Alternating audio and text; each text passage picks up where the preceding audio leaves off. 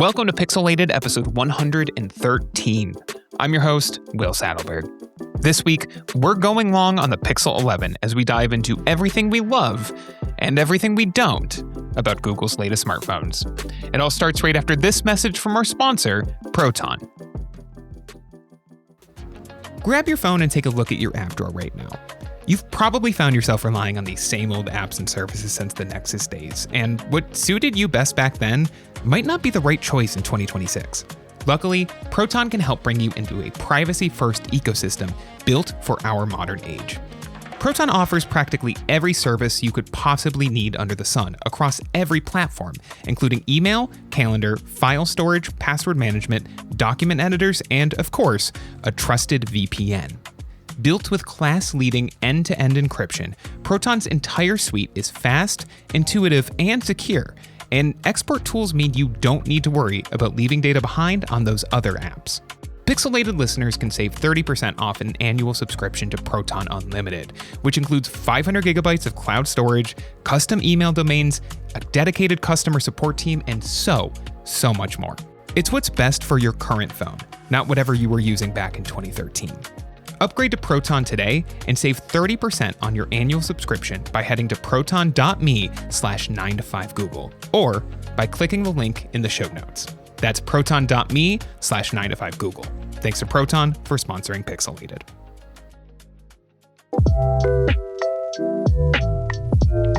I forgot to say this last week because I was delirious and all that, but Google did not play like a G6 at the event. They blew it. For me. Yeah, they wasted the opportunity. LG didn't do it however many years ago, and you know what happened to them? Google didn't do it.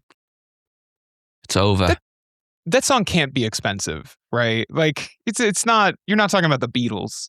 You know what I mean? Do you think it would have, I don't think it would have fit with the rest of the aesthetic of the event. Know. It would have been really out of sorts, like playing like really chill music to suddenly 2010s classic. Oh my god! Nobody cared about Pink Panther's on-stage performance. Like it was so quiet, and I feel like she kind of got annoyed at the end because like there was no reaction either. Oof, so she just walked off stage at the end. That's rude. That's the one time. Anytime I would go to these tech events, I'm not there to applaud. I'm not there. Like I'm there to report what's happening. I don't applaud. Right, exactly. But except for like if there's a musical guest or something similar to that, it's like I'm not a jerk. Like I will clap for you. Yeah, that's rude. I mean, we've had a week, haven't we? It has been a week since we've seen a keynote that we talked about in depth last week. Oh my god, yeah, the keynote was only 8 days ago, wasn't it? Yeah. So, and we're now lucky enough to have devices in our hands for that period of time. I think my retail unit from the UK store has arrived about 2 hours ago. It hasn't been unboxed yet. The Pixel 11 Pro. I nearly called it 10 Pro. 11 Pro. 11 but you've Pro been testing Fold it, right? came yesterday. Yes, and I got a retail unit 11 Pro Fold yesterday. We'll talk more about that in a bit. But yeah, 11 Pro was my... Let's just sound off on what we have. I reviewed the 11 Pro Fold. I reviewed the 11 Pro, Damien. The base 11. And Will has. I have the XL with my full review coming next week. Mm-hmm. Well, I mean that's good because we're covering all three of the main bases, aren't we? I guess the Fold is that little special extra that you real nerds are going to be buying. But yeah, no, that's pretty good because we can all share some genuine thoughts about devices that hit in the Goldilocks. We'll find the Goldilocks phone by the end of this episode. But a week's not a long time, is it, to review a phone? I think I've worked that out. No. After many years of doing this, I think sometimes a week, you sometimes within 2 days, you know exactly what your feelings are. I think maybe the fact that we discussed it at length previously, that there are so many similarities with this and the Pixel 10. It has made it more difficult because you're trying to ascertain where the gains are being made. I guess with the 11, you have the physical difference with the bump, and I do also have a review unit of that, and I have to say it's delightful. The thinner camera bump is delightful. I'm pretty jealous of that this year. On the Pro XL. This is the first XL sized phone I've used since the 8 Pro, and first XL sized Pixel, I should say. And it's nice having that big screen. Like I missed it all. It's a great display. But man, it's so big and heavy. It's such a big and heavy phone. I genuinely, I never do this. I don't have a case on it right now because the only case I have is the clear Google case that they sent with it, which is horrible. Do not buy that. It's $50. Oh it's yeah, the $50. It's bad. Too. Don't buy it. Like it is. I think it is a little worse than Spiegel's clear case, and that is when I bought it on Amazon 17. That's the other one I have. $17. They all feel the same. They all feel the same. So don't spend $50. Spend that 17. I can agree with, but in terms of like, it's a clear case. Google made a clear case, and I'm worried fine. it's going to yellow. It's already noticeably more yellow than the Spigen one. I will say I lasted 1 day with it, so that's. You're not a case guy, though, are you, Abner? We know you hate anything that is protecting your phone. Okay, when you put it that way, but because highlight it has to be face down flat, and I lasted a day with it. I couldn't. It just touching plastic versus metal is no bueno. I've been relying on a pop socket. I hate to admit it. I'm now a pop socket. Who let someone's grandma in this podcast? Why this phone is too. It's just like so heavy. It's not even the size. It's just like everything together. I'm just like. It's the size, the weight, and the fact that the frame is slippery because it's polished. Like all three of those together. This was not a thing I had to do on my when I had the 9 Pro, which was the last Pro. I had a regular 10, so I'm not gonna. But I didn't do it on that one either. Like both of those phones I would consider heavy, but this one the added size, and I'm like, I need something to grip, and I don't have a good case for it. Like I don't know. Like I wish I had the matte black XL. I think that would probably be enough. It's honestly interesting that like we all want them to go matte, but none of us personally chose that review unit. That color, that model. Well, no, I didn't get a choice. So you didn't get a choice. Damien didn't get a choice. I did not get a choice this time. And I got given the Canyon I don't. one. And if you guys think I should cut this, I will. But I didn't. When Google sent out the form to request the color of your review unit, I don't believe the matte black thing had leaked yet. Like we didn't know, and so I just default. Like I don't like taking photos of black phones. Like I think it's really annoying.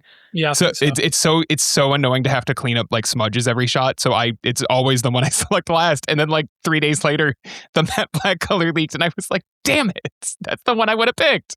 I had no idea. We could have probably changed that out. It's not a big deal. I still wanted to see what ended up being Canyon, even though I'm a little milder on it than I was hoping. Well, let me go back with my anecdote. So I didn't get to choose my color, so I was given the Canyon Pixel. Yeah, I nearly called it the 10 Pro XL again. Pixel 11 Pro this XL. year that's been hard. I know it's been especially 11 difficult. is such an awkward phone model number. It feels it like is, isn't it? Like, yeah, 11. I'm waiting for the 12. Who's the last company to do an 11? Because Samsung didn't do that. They went straight to 20. Apple did an 11. iPhone were the last one with an 11 in the name. Maybe HTC 11. U11. U11 is in my brain somewhere. Yeah. Okay, so 11. We've worked out 11 is not necessarily the best number for numbering your phone, but what are you talking about? The HTC U11 ruled, right? It's so good. Everybody bought one. Okay, I won't disagree with you on that one. I cannot say I had many experiences with HTC that were particularly exceptional post their multiple demises, but 11 is. I'm finding 11 really difficult to say because 10 rolled off the tongue and we've been saying it for a full year. It's just short. It's just that. Well, I mean, let's get into some of the specifics about the phones that we like then, because I guess this is our initial review episode. How are you guys feeling in terms of like? Because I kind of went in with a mindset this year of being like, okay, where am I going to find the differences between what I've experienced with the 9 to the 10, specifically talking about the base model, was enough because you had a telephoto, and I think they've made some improvements to the screen. This time around, they've made the camera slimmer. They don't have highlight. The screen's the same. The design is almost one-to-one save that camera bar. It has been really difficult to ascertain where this sits in terms of like the new product portfolio. I think, it's been confusing. And I think after a week, I'm still not 100% certain where I sit. I don't know where I feel it or how I feel about it. If it is a major, a sidestep or a step up, I think it probably is in the grand scheme of things. Again, I physically appreciate the slim bar, especially the case. I did put on the case, and it feels kind of like the A series. Colors, the pistachio is not accurate. That is not an accurate description. It's like pea green at best, and it borders on puke. Honestly, avocado, in hindsight, from Andrew was that's what his original he called it, is accurate, but I have positive connotations about avocado, and I don't have that many positive connotations about this color when you actually see it in the hand. But I don't know, hibiscus looks really fun. Is that what it's called? Hibiscus, yeah. Yes. It's really, really bright in person. I was like, I'm kind of glad that, in some respects, I'm glad I didn't get that one. Because it would have been a bit but it's not it might neon. have been a bit too much. I agree. It's a darker shade of pink. It's a hot pink, I guess you can call it. I probably would have avoided that too. Well, I think this is the thing with the base model. I don't know why Google doesn't just go and do 6 or 7 colors. Having 4 or 5 is quite inhibiting in terms. But again, they probably have the marketing or the evidence to suggest people put them in a case anyway. But at the same time, they've released a clear case, which I have similar thoughts to you, Will. I think it's vastly overpriced, and I think there are better options out there for a clear case. But why make a clear case for the base model and then have only one really out there standout color? It just seems a bit weird. I mean, I don't really understand what Google is doing on the accessory side anyway. Like they used to be the best first party case manufacturer, or at least the most interesting first party case manufacturer. I think I agree with you. I think the first party cases have. I'm not okay. Do you know what? I'm going to change my opinion in real time, like I do in every frigging episode of this podcast. I do it every bloody week. I think that what Google has done is, yes, they've got rid of the fabric cases and they were all really cool, but if you've ever been anywhere, and trust me, this happened to my Pixel 5, which was the last one I had with the fabric case. I think I went out for something to eat and I didn't realize the table I was sat on hadn't been wiped, or it had been wiped or something. They picked up, it was like red. It was like I think it might have been a strawberry daiquiri, like an iced strawberry daiquiri that was on the table. And those were expensive cases. Yeah, and it stained it, and that was it. I was like, okay, that's done. I can't use that case I'm not anymore. saying they had to stick with the fabric. It's like any sense of innovation they had on the cases, they just threw out. Will, I think window. you answered your own question. I think people buy a phone, and then at this point they're inherently trying to buy the cheapest case. Like they go to Amazon and buy a case. So that's true. From Google, well, any first party accessory must have that premium, which is whatever. They're right, they fail. But at the same time, I think they know that people just buy third party ones because they're cheap. And there are just enough third-party Pixel cases that I don't feel like it's overly limiting in the way that I'm going to use OnePlus as an example, even though that's a really good, really good. But comparison. that would be my example of go try to buy, rewind the clock a year and then go try to buy a OnePlus 13 case on Amazon.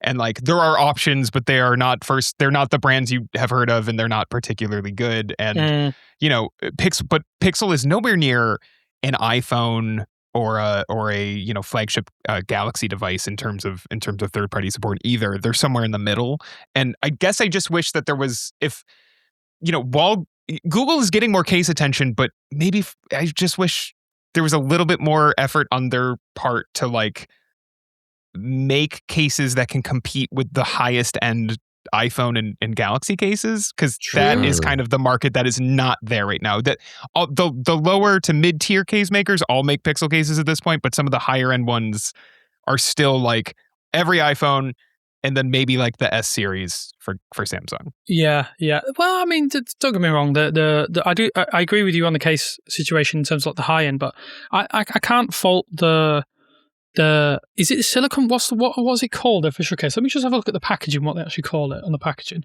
The non-clear one. The non-clear one. Mine is in French for some reason. It's Etui Pixel Google Snap. Pixel Snap. I don't know. Pixel Google Snap. Did you just try to do a French accent? No, that's how you say it. It says Etui. etui Google Pixel Snap on the side of the packaging for some reason. So it's the Pixel Snap case. I think they're great, although the only thing polycarbonate shell is what I'm seeing. It's a polycarbonate shell with recycled material, recycled plastic and other recycled materials is what the website says. It's a little. This just says maybe I'm making a point for you, Will. I haven't even opened it yet. Basically, the phone doesn't go in a case until later. But my my official one that came with the Pixel 10 last year has managed to get a bit gummy. You know, like, because it's been in and out of pocket, which is a little bit disappointing. They start with, and the problem is, now that they've moved into an August, God, this is so deep, like niche, but now that they moved into an August territory, I get fooled every year that I get one of these where I'm like, oh, why don't I like this case more? Like, why don't I use this more every year? And it's because now that they launched in the summer, I'm wearing like shorts. And the second I switch to the second I wear one pair of jeans in like late September and I pull the thing out and it's covered in like jean pocket lint, I'm like, oh, right, this is why I don't like this case. Yeah, no, that makes sense. But let's talk about the phones inside this then. We've had this little period of time, and we kind of briefly alluded to it with the 11. You guys have been using the Pro. I want to hear more about the Pro because I have just put my SIM card into the Pro XL today. It might go into the Pro, my retail unit, very, very soon as well. I'm still not sure what I'm going to do with that, but we'll work it out as we chat about it, basically. How are you guys feeling in terms of like all of the specifics of this phone? We've had a couple of Pro tier runs. This is, for want of a better word, where Google's really making their money in terms of their device lineup, the regular Pro and the Pro XL.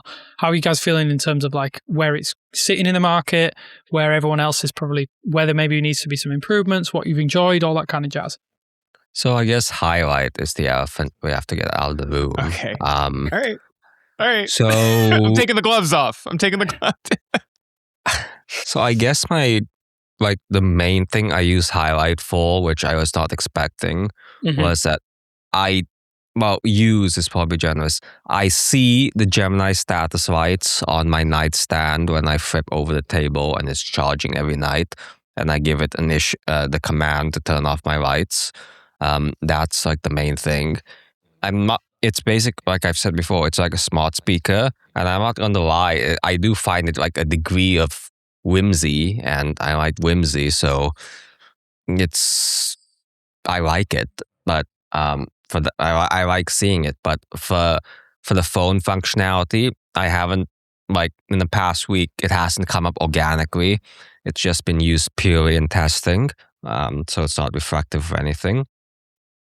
But yeah, that's been the Gemini lights are fine. Highlight is going to join, for me, a very exclusive club of things Google did that are complete self-owns, that just complete self-defeating product launches, of which the first example that comes to mind, the most obvious example, is the Pixel tablet, where every issue I had, or the biggest issues with the Pixel tablet, were all things where it's like, what do you mean you didn't make the dock a castable target when the tablet is not like on the speaker? Like, why didn't you do that? Right? That's how it's even worse on Highlight, where I'm like, you put like you spent the time and the money and the R&D to test lights in the camera flash, that like RGB lights in the camera flash, and then you gave it two software things, one of which is straight up just, and like I totally agree with your whimsy point, Abner, but like it is decoration. 50% of it is decoration. The other 50% is like, how many colors is it total? 4 or 5? 5 and one is white, right? 4 and one is white, yes. Yeah. So you can assign up to 5 contacts with those colors for phone calls. Thing that, like, let's be real, not like is not the main way people communicate today. So I just like, and it's even with the Pixel tablet, it's like, okay, you guys made a decision not to put this component in the speaker dock or whatever, like whatever you would need to do that. And that's obvious because they never fixed it in the software update. With this, it's like, the hardware's there. It's just 100% like the software telling the lights what to do, and you have just not done it. I don't understand. Yeah, so the color I'd add about the tipping 5 colors, ironic, is that what Google told us is that they optimize the colors to be visible to all users. in terms That's of fine. on an accessibility reason. But yeah, maybe they can expand that on the future one. But yeah, 5 colors is everything. And I guess the other way to use the lights would be to assign each like Catholic friends get 1 color, family get 1 color, etc. That gives you more use out of it, maybe. But to your point and to the broader point in my review, it's not ready for prime time. Messaging should have been out of the gate.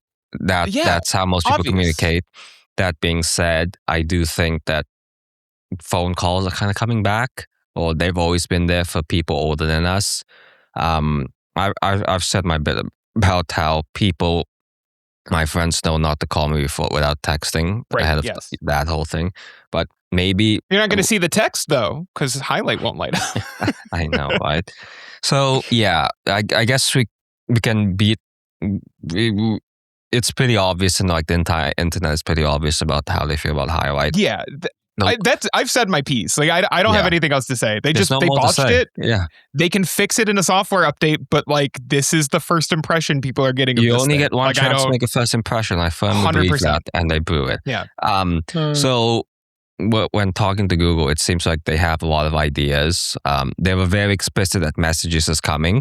Like to me, the turnaround for me is that messaging needs to be out like today, if in any way possible. The best time to launch messaging support for highlight was yesterday. The second best time is now. Basically. Okay, I'm gonna quickly push back up against that though. I wonder if messages, the reason why they didn't put it on launch is because of the digital wellbeing aspect of it, and a lot of people get more messages. So you think about it. I remember back in the day with my RGB LED notification, whatever it is. It would just constantly ping. It would just constantly be going green back on WhatsApp. I get hundreds of messages. Maybe that's why. That's a consideration they have, but still, however long they should have figured out a solution to that way before launch. True. And give people the option to like be like, I don't care that it's constantly flashing. I want to be able to like. It'd be kind of amusing. I think that would be fun if I see it constantly. Yeah, well, this is a broader issue I have with Google, and maybe we should talk about this on an episode outside of the full review cycle. But they really are in their like Apple mindset of just like, we don't want to give people too many options, except for when we do. Like Camera Looks has a lot of options, but largely speaking, Google's Pixel experience is really in the like, we are making a like a personalized, like curtailed. I think that's starting to change. I'm not actually talking about at a glance. I'm more thinking about the way they allow people to personalize the phone. So like icon support, or even just, I mean, the launcher itself is just not particularly flexible. Again, not really talking about at a glance. I appreciate that they're doing that, but at a glance has never bothered me. It's a thing I like about the Pixel launcher. But it's just kind of like, you know, and even I was reading, I think it was it David Amell sat down and talked to Google at The Verge about Camera Looks? I don't know. I was reading something about that when he talked about Camera Looks, and like even in that piece, the product lead on it was like, yeah, we had to like have a meeting with like higher ups at Google to like get permission to put this many like options in Camera Looks because it's so many like things you can customize. I just don't know where this has come from on Google's part. Like Android has always been the like make it your own operating system, and Google has never shied away from that. They did a whole advertising campaign about it. Yeah. So I wish they would give people like I can't believe I'm saying this, but like kind of lean into the Samsung-esque option of just like put some deeper customization behind like a developer options menu or something, but give me a little bit of flavor. Hey folks, if you're enjoying Pixelated, don't forget to sign up for 9 to 5 Google Pro to gain access to our weekly bonus show, Pixelated Pro. This week, we discussed whether iOS really has better apps than Android, why the Android ROM scene isn't what it used to be, and plenty of additional Pixel 11 thoughts. We went for nearly an entire additional hour this week, and I promise you won't want to miss out. Sign up today at 9to5google.com/pro.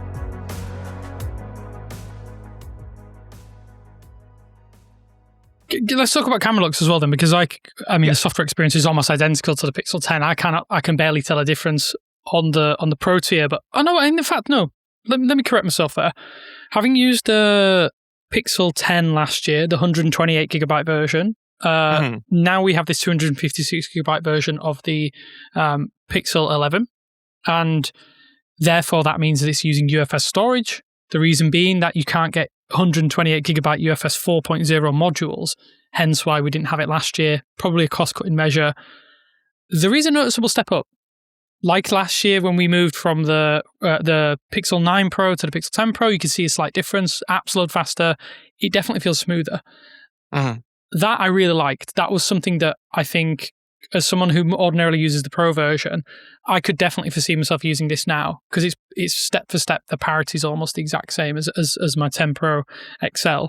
And I didn't feel a noticeable difference like I would if I went from the 10 Pro XL back down to the 10. Yeah. That's fantastic. So, yeah, kudos for finally making that decision. It does soften the blow of the fact that the price has increased. There's no kind of shortcut in a RAM. You still get 12 gigabytes, so there's technically parity with the previous version. So in terms of if you look at it as downgrades, I know a lot of people have been complaining about that, and obviously rightfully so. It's what you do with your money is very important. I do think the Pixel 11 does start to become a little bit more of an added value prospect, because there isn't as many knockbacks. Does that make sense? Yeah. So in that respect, it feels good. Even after a week, I've noticed that. That's one thing that's instantly struck me. The rest is kind of like a mishmash of the same feelings I think we all had last year with the Pixel 10, which is good and bad. Yeah. It's tricky. It's the fact that the base model Pros have less RAM than if you go one storage tier up, make it a difficult. That's the model I have the hardest time recommending, because I'm I'm almost in the boat of either just stick to the base 11 and assuming, because the sensors are better on the Pros, but if I don't know, I think I haven't used the 11, but you're probably in a safe enough hands based on my experience with the 10, or you have to jump up to the 512 Pros, in my opinion, and Google is clearly aware of that because that's the model they send all the reviewers. Yeah, it's good. It's good as well that the camera looks that we're going to talk about right now, which is probably the standout feature, I think. 100%, in my opinion. And I know you've done a really nice piece about it, Will, so I want you to get into that in a minute. But it's really good that they haven't shortchanged anyone who picks up any 11 series device. There's probably more complaints about that later down the line, but I think getting all of the camera looks and being able to use those features and Magic Camera, which I have some thoughts about, which is pretty darn good, is very, very nice. Being able to go in and have all those functionality at your fingertips is really, really good, because ordinarily I would have expected that to be a pro phone only experience. What have you guys been? Have you guys been testing out camera looks at any great length? Abner, I know Will has. Sorry, I don't know why I'm asking both. Camera looks are just fun. I kind of had some experience with Snapseed just before this, but it's a power of the defaults. The fact that it's right there means the double tap gesture is so that is how I launch the camera these days. They're just fun. I can't. It's like Will said in his piece, you're waiting for years, and I think the UI is better than the iPhone's weird grid thing. Yeah, it's a little overcomplicated, but it is definitely better than the grid thing. And it's overcomplicated in a way that has a steep learning curve, but once you spend 30 minutes playing around with it, I do think you kind of walk away and you go okay, I do know how to use this now. And I don't think that's true on the iPhone. I think the iPhone's UI or UX, I should say, is terrible on that end. Yeah, I mean, look, I'm the poster child for this needs to be in the default camera app, because every third-party camera app I've ever tried has lasted 3 or 4 days with me, and then I inevitably, usually because of the whatever the shortcut is to launch the camera, end up going back to the default experience. Yeah, man, I've probably said that this is exactly what I wanted on countless podcasts over the last 2-3 years, as I've grown a little bit tired of the modern pixel photo aesthetic. Although it whatever they changed generation over generation, I will say even this year I was more forgiving of the like default camera processing than I was on the 10, I would say. And I don't know, maybe that's because I moved up to the Pro. I don't know. But I was happier with it. I still probably prefer, I think I said this in the piece, that I'm probably somewhere between shadows and vanilla in terms of the 4 default styles. I think the thing I've liked the most so far is like putting it on shadows, but then kind of messing around with the color temperature to make it a little bit warmer, because the shadows tier is a little bit dark and shady and cool. I'm still undecided on which camera look for the default. This is referring to the HDR look, but I'd say that shadows is consistently my last one. And this is what I like about it, though, because I don't think there's a wrong answer. Nope. I think it's a complete personal preference thing. Now, that makes reviewing this camera harder than ever before, because it's like, okay, if you don't like the default aesthetic, you can probably tweak it to where you want it to be and never have to touch those settings again, because it is a good camera system at its core.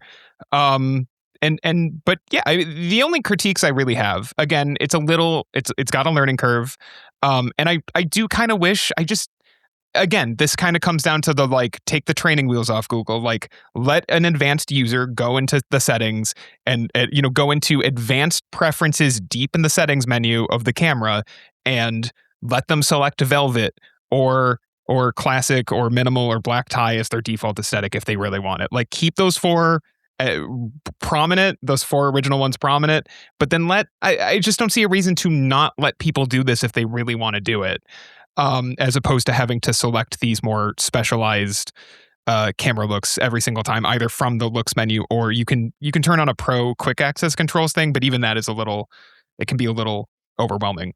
But yeah, I'm really into this. This is like this is the happiest I've been with a Pixel camera system since at least the 8 Pro, if not even earlier.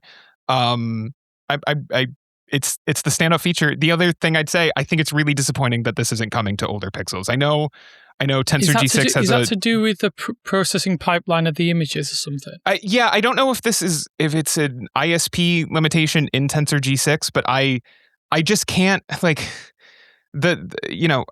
I cannot imagine that this feature would not work on the Pixel 10 at the very least. Like, I'm speaking a little bit out of my ass here, but I just don't see the enough of a difference in any other performance metric between Tensor G5 and G6 that I'm like, oh, but clearly this is 3 ISP generations ahead now. Like, I think Google could figure it out, and it's a pattern with them that they do tend to keep stuff like this back on Pixel for at least the first few, back on the newest Pixel for at least the first few months, and then a November Pixel drop comes around and suddenly it's on older hardware. So I don't know. I wouldn't be shocked if this came to the Pixel 10 in a few months, maybe early next year even.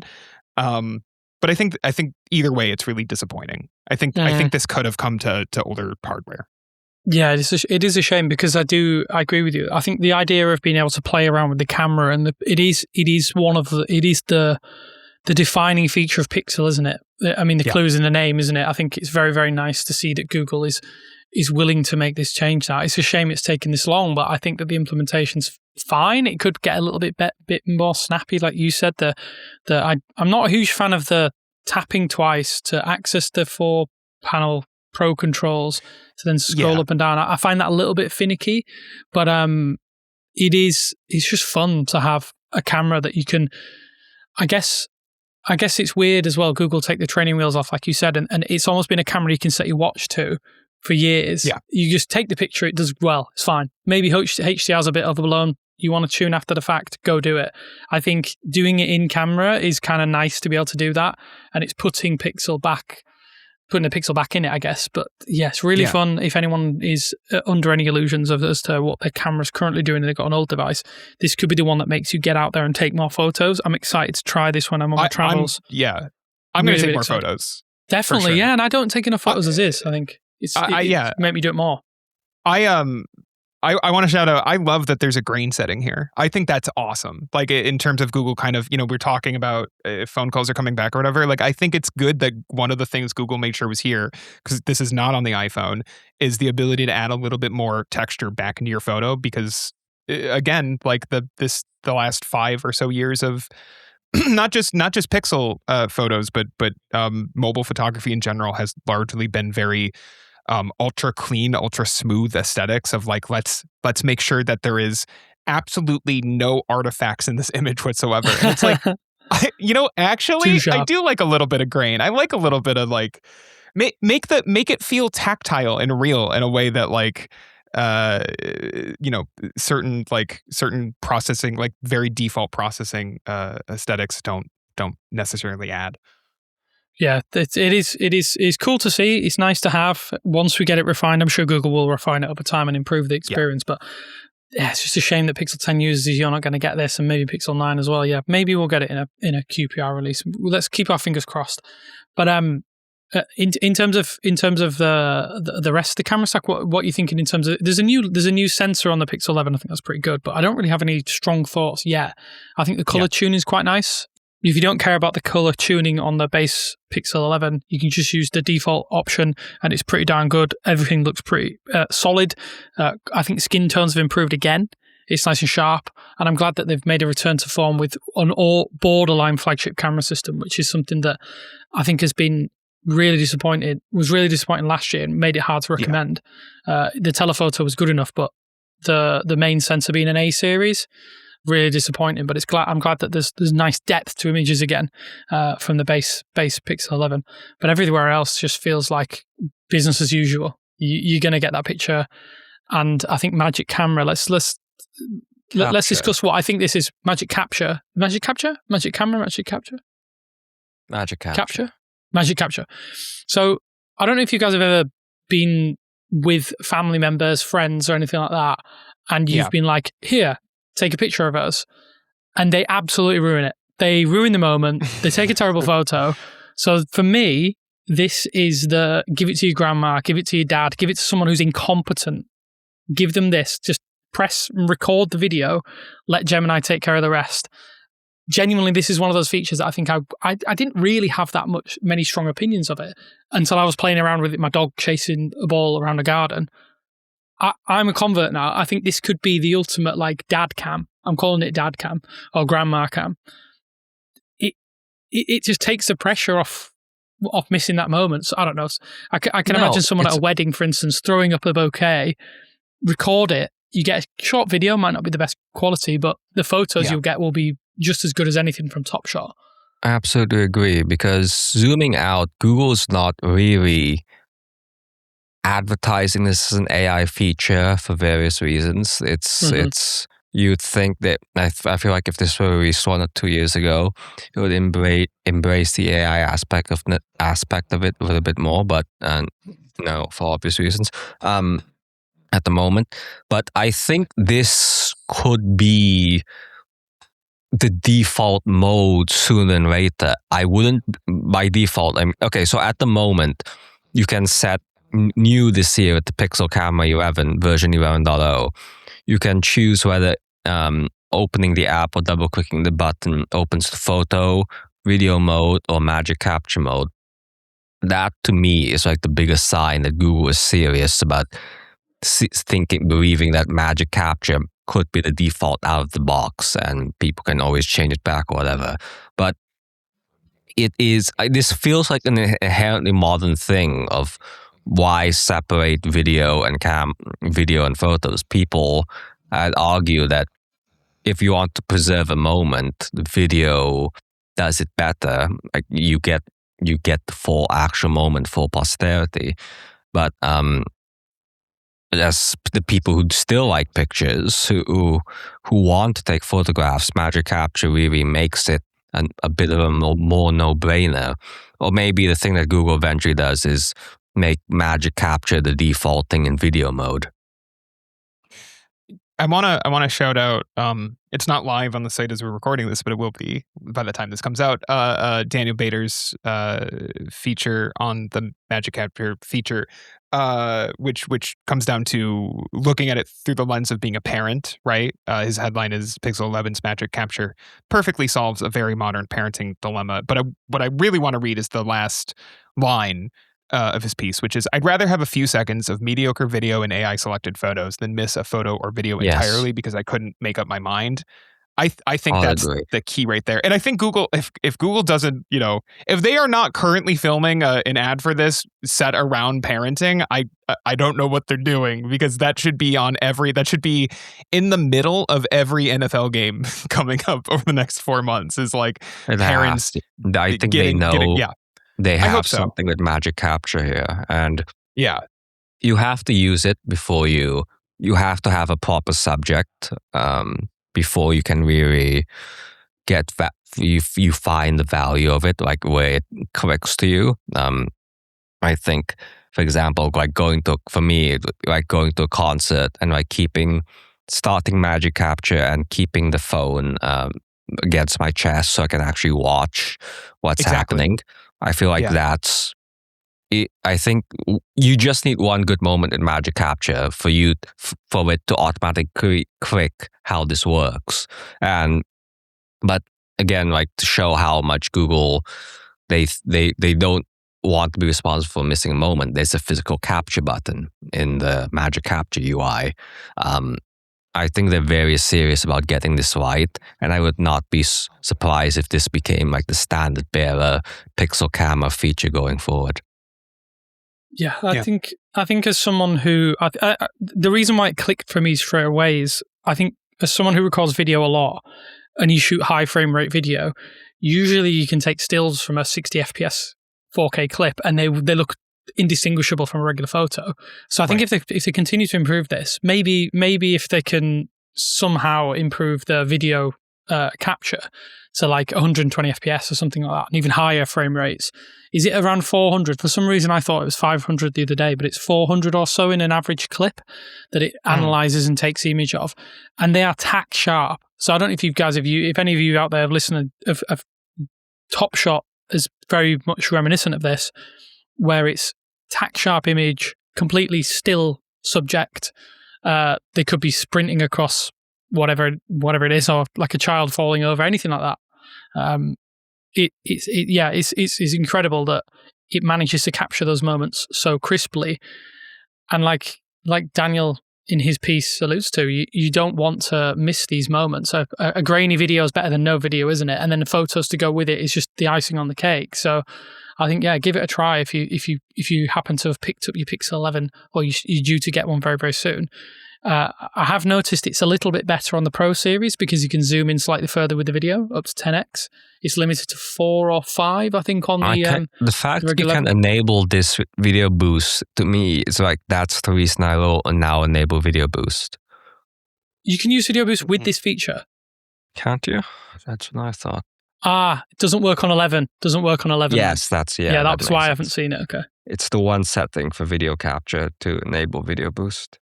Okay, definitely go and we're already enabling that right now on our phone. So there's another tip for you. Make sure you go and enable that. Click the little settings button in the bottom left if you've got a Pro tier device. Sadly, it doesn't appear to work on the base 11, but Video Boost is limited to the Pro series anyway. So that doesn't come as a great shock. But yeah, definitely go try it. Really, really enjoy that functionality. I think it's really good to see that there's some holistic approaches to photography and video as well. It's great. It's great getting new camera sensors, but I think the way that you use them is very different.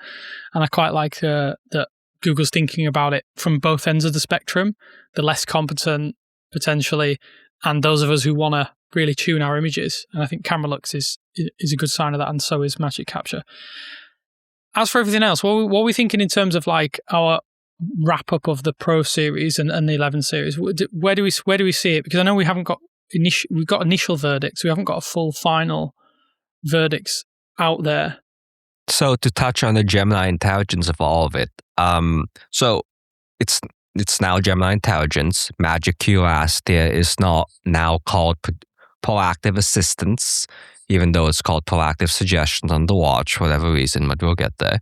To me, in terms of like the AI-ness of it, I think the biggest, most reassuring sign is that Google iterated on Magic Q with the big quote-unquote innovation or change the UX is that tapping a suggestion in Google Messages now brings up a sheet with more context info, be it Google Maps, be it showing your calendar to make sure like you're actually that the AI is correct and the spot of time somebody asked for is actually free, or seeing your flight details, that kind of stuff.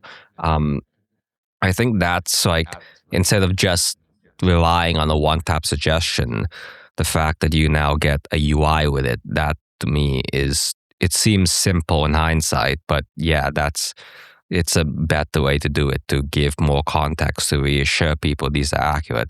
The fact that availability is still not that widespread, and it's so much around messaging, that's a systemic issue they need to improve eventually. But I think Gemini intelligence is promising. The umbrella term. Meanwhile, Rambler, how have we been using Gboard Rambler?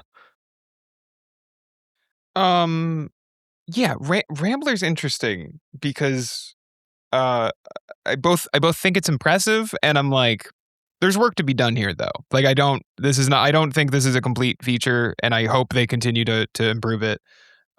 Because as much as like I've had some decent luck with it in terms of messaging, but the second you try to take anything beyond that, I was trying to annotate notes for the Dungeons and Dragons crew that I've been DMing this summer, and I was trying to use Rambler to take notes for it instead of typing. It got a little too aggressive with the let's simplify what you're saying and summarize it, and it took out stuff that I guess it thought was me like changing my mind as I was speaking, but it wasn't. It just didn't put it in. And so I don't know. I'm of two thoughts, because I would want it more for longer form voice typing than just messaging. It's nice to have for messaging, but it definitely works better in short bursts right now, I would say. I've used it on and off for trying to make lists and stuff, and it's okay. It's pretty good. It's pretty good at picking up your vocal tics and kind of stutters and stumbles. I'm just kind of annoyed that it isn't real time in terms of like you can see the text going in. Yeah. That's one thing that's preventing me from using it more regularly, because while it's good, I still potentially would talk for a minute, and then I want to see what I've said to then continue what I'm saying. It's very, very difficult. It's very, very difficult to just continue talking for nothing. Yeah. Absolute hard agree there. And so this is just the high level architecture, that you're saying something that's processed in the cloud, it gets back, it's transcribed for you.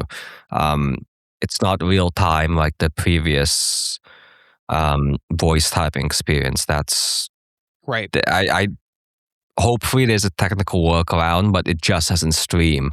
The results don't stream in real time, and maybe model improvements will change that. But at the moment, I'd say for messaging, it's probably better suited for messaging. I think it's optimized for messaging rather. Definitely. Though I have used it for like note-taking purposes. But again, to your point, Will, the notes ended up being shorter because I can't see the transcript. But it's something you get across. But that being said, the accuracy, I haven't had a typo with it. I haven't had to go back. No, it's more of it's the issue is the simplification more than anything. And compared to assistant voice typing, I don't. My complaint was originally that you can't mix and match input methods. Like with the previous typing experience, you'd say something, and then if there's something wrong, you'd edit it with the keyboard while the microphone stays active. But to Rambler's credit, I haven't had that issue. I haven't had to make as really any, like maybe once in the past week. That's a very high success rate. I'm sure there's like a good technical reason, at least at launch, that this doesn't show the words appearing live on the screen as you type. Like I'm sure it's more. I am sure it's complicated. It is a complicated tool to launch. I'm hoping that they figure it out eventually, because I would probably use it more if I could see that. But even right now, like God, I accidentally stumbled on this where I accidentally rotated my phone while it was active, and the UI actually goes away. It must be a bug, but it's still listening, but the purple like bar that listens disappears. And so for the first time when I accidentally did that, I thought it had completely crashed. It hadn't. It was still listening, but the that the indicator that it's listening was gone. Please know, Will, that we're all judging you for not turning auto rotate on immediately. Disabling auto rotate. I'm pro auto rotate these days. I feel like auto rotate is totally fine. Damien is shaking his head with that me. way I can watch a YouTube video without having to hit a button. No. Disagree. You're an animal. Okay, no, we're not moving past this. What's the issue? You turn it off. It's never fucking turn accurate. it off. Yeah, you never have it. It's just awful. Why? It's just bad. It's just because why? I'm not moving past this. Give me an actual reason. No, I don't have a reason. Bad, which is something that sounds established in 2014. No, it's not good in 2014. It's not bad, good and you in should any feel bad. platform. Yes, you should. You should feel bad. You guys are not giving me a real answer. No, what's wrong with it? You strengthen your fingers by pressing the button. It's never accurate. You have to do it auto manually. rotate is not accurate. No, because it's not because the feature inherently is not accurate or compared to everybody. It's just you move your phone so much in the course of a day. I don't have this issue. What? I don't have this issue. I think you're lying, and you should be feel bad. Not enough for me to turn auto rotate off. No. No. We will turn you to auto rotate off, gang. No. Are you guys just constantly laying down in your offices? Like, yes. what are you doing? Yeah, this week we have been. What are you talking about? Hold the phone. We have. It's been Pixel. This is crazy. Of course we're lying down. No, okay, say we're you're lying walking. down every 5 minutes. But say you're walking around that. You're just walking in the world. Walking. And your phone, and you don't want your phone to constantly go back and forth to rotate. It does it. I swear to God, guys, I don't have this issue. It does. All right. Well, right into the show. If you're in the Discord, leave a comment in the Discord. Tell us who you think is right. So they need to. Yeah, I was going to say. So we need to preface it. We need to preface he's wrong. He's completely wrong. We're all say off, gang. Oh my God! You know what it is? It's the pop socket you guys are giving me shit for. That's what it is. The pop socket fixes it. Yeah, possibly. No, that is a good point, actually. I can't wait until you become an Otterbox guy on a belt clip. You're going to be an Otterbox guy on a belt clip with a pop socket. Because I have a pop on auto rotate on as well. You know, when did this show just become bullying me? When you said you don't use auto rotate. When you use auto rotate, it's no, you're not. You're minutes away from an Otterbox.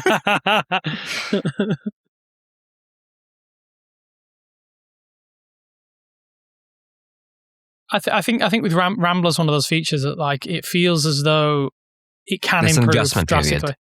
Yeah, and it feels like it can improve quite drastically. I mean, it's not like voice dictation wasn't already exceptional on Pixel phones with Gboard particularly. It was already phenomenal, but to have an extra layer on top of that is kind of cool. But I'm not the kind of person who's going to use it because I'll just send a voice note if I'm talking. I'd just rather send a voice note, and then all of those vocal tics don't matter that much. But yeah, I can definitely foresee someone who's and I want to give a shout out actually to I don't know if anyone out there is aware of C. Scott Brown. When he texts me or I text him, it was very much a case of he would always voice dictate. So for someone like that who only sends messages like that voice dictates the messages, they'll love it. Like I'm indifferent. I think it's pretty cool. The C stands for criminal because that's what I think of this methodology. I'm just kidding, Scott. Just kidding. But yeah, it's pretty good. What are the other highlight features that you guys have been experiencing that I cannot think of off the top of my head right now in terms of like AI stuff that is being sold as the key components of this Pixel 11 series? It's Rambler is really the main thing for most people, and providing proactive assistance. The caveat: if you're a big Google Messages user and you have all your things in your calendar, the buy-in hasn't changed. I have not had it appear on my phone because I don't really send a lot of like text messages, and I'm very European in that way, Damien. Good man. Thank you. I like it. Yeah, it seems like 2 or 3 fairly modest little things. I don't think they've gone overboard. I guess now I'm going to be confused because I'm tired, and also I might confuse my launches. But was it the Pixel 9 that was the first one that were like, we're going to throw really a lot more AI into this device? I think maybe since then it's been a case of consolidation. Last year, Magic Q I mean, let's be honest, it didn't really hit the heights that it probably should have done until midway through the year when they decided finally we're going to add cloud processing. But I think proactive assistance so far, my experience has been positive. Like the testing I've done with it, like asking for photos from people in messages, which is rare for me, is worked. It seems to have worked. People ask, and I've been testing it out, messaging between two devices. It's been pretty darn flawless. It's these kind of things which you don't necessarily think about, and you experience them for the first time. You're like, wow, that could potentially be something I'm going to use on a more regular basis. But it seems as though Google's trying to do it just not sneakily is the wrong way to describe it, but just kind of like enhance the experience of things we're already using on a day-to-day basis. So yeah, it's good to see. AI functionality, I don't think it's the be-all and end-all. I think that the phone runs pretty darn nice anyway.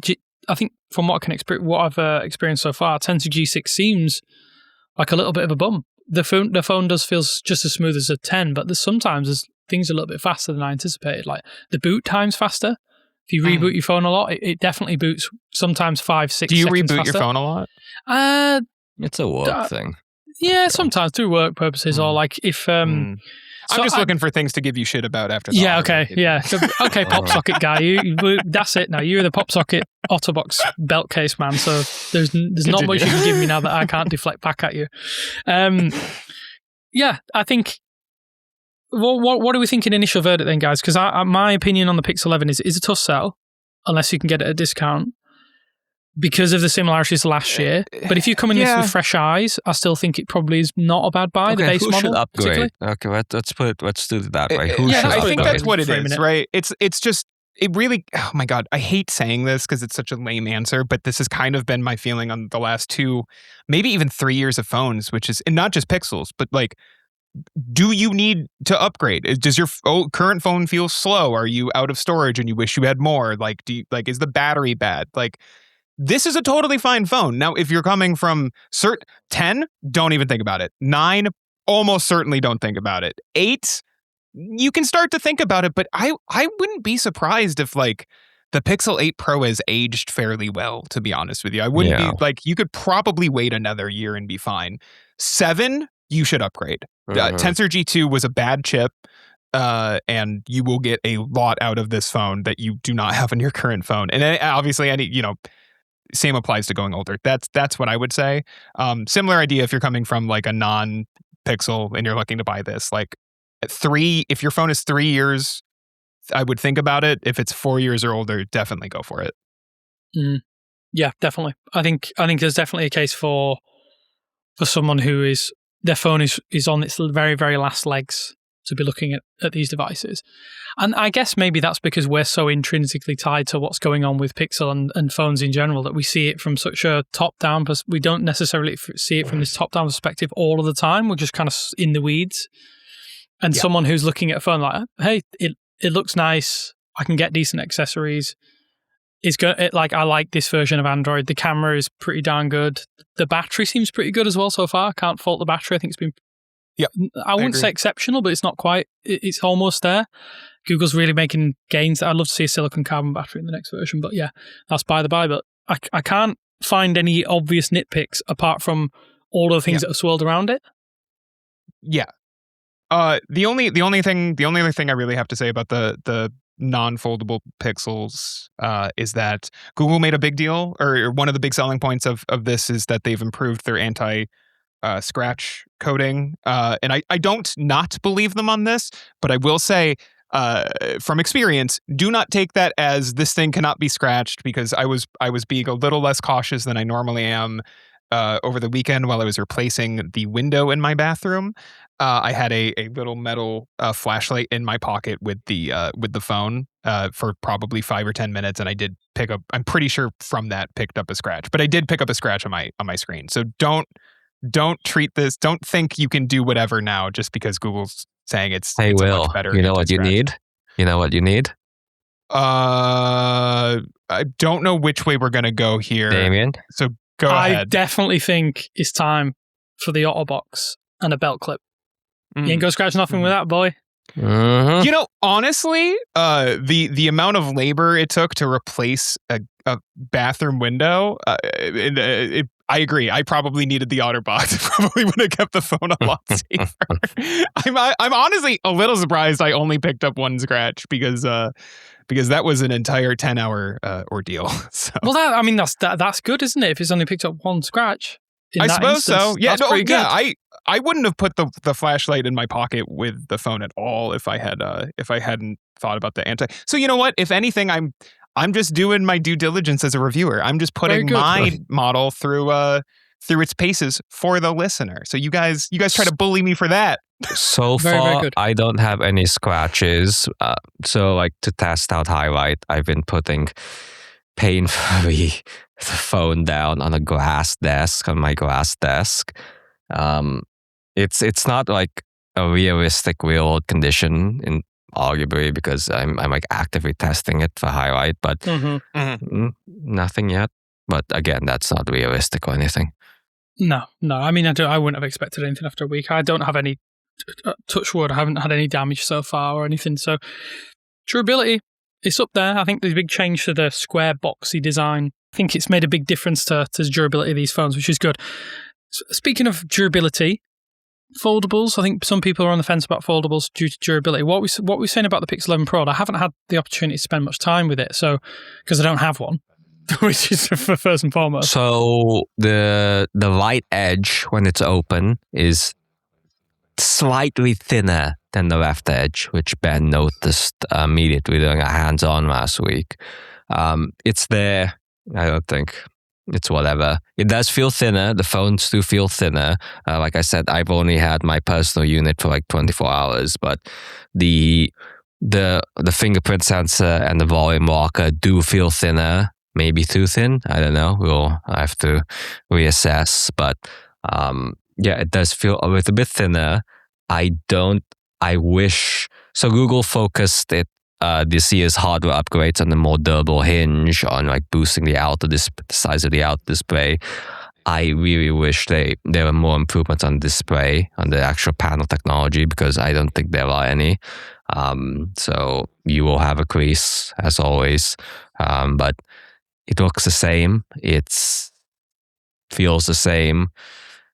Yeah, it's not that much to say about it yet. Yeah, I guess it's one of those devices that is still really niche even within Google's lineup. I think it's very much a case of it feels businessman-like, and probably in the ballpark of someone's viewpoint for their OtterBox case. So yeah, I think we'll save judgment for that once you spent a little bit more time with it, Abner. But we'll talk probably more Pixel Watch 5 in the coming days.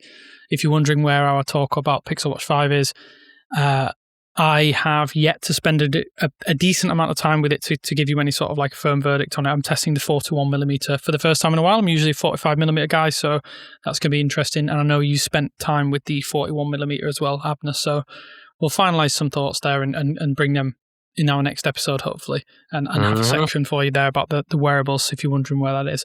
But yeah, I suppose that kind of wraps up a little bit of our initial thoughts. I know we're a bit scatterbrained, probably more than we usually are, but forgive us. We've been spending a lot of time talking Pixel and preparing for our review and hands-on content over the past week. We're going to head over now to the Pro tier. So if you're a 9to5 Google Pro subscriber, come join us. We're going to shoot the shit. We're going to talk random stuff. We're going to get into some things and maybe we'll bully Will a bit more about his accessory choices. If you want to come over, have a good time, come join us. We'd love to have you part of the crew. Thanks, guys, for joining us. I know it's a long old week, and it's always fun to chat to you, even if this one's going to be a little bit more ad hoc than usual. I'll speak to you soon. Bye. Auto-rotate is fine. Thanks for listening to Pixelated, a 9to5 Google podcast.